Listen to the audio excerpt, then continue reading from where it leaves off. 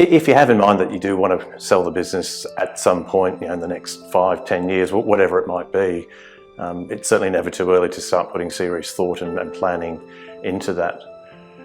I think ultimately when you're looking to sell a business and you're worrying about is it attractive, it's about building the best business you can. So, making sure that it's got good growth.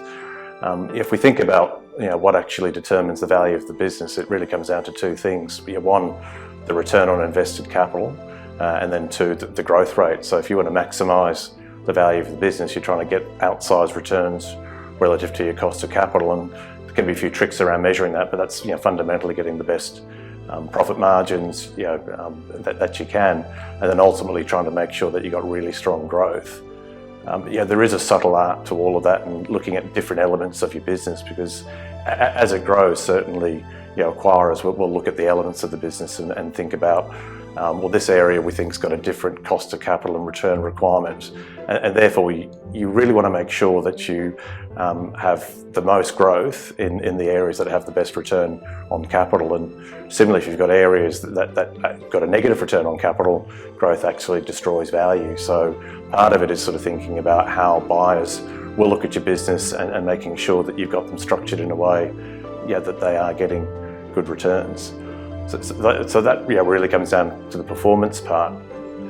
If we then think about, what you need to do to be ready for sale in terms of to have, all the pieces of the puzzle in place. So assuming you've got the business as attractive as it can be from a performance perspective, it really is understanding, who your buyers are and what they might be looking for. So if it's a big corporate buyer, they're probably most likely just looking to sort of get access to the markets, the IP, whatever might be relevant for them, and they will probably be looking to sort of leave some costs behind. So you want to make sure that the business is structured in a way that they can easily acquire it, and that you're making clear to them what the day-to-day operating costs are versus the overheads that they might leave behind.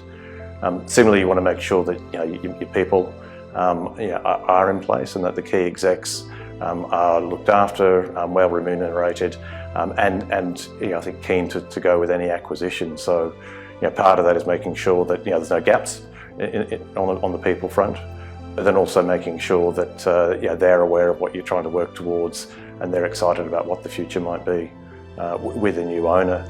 Obviously that can be more daunting when it's a corporate buyer, but if it's a private equity investor, then there's usually an opportunity for the management team to participate from an equity perspective and generate some significant wealth for themselves.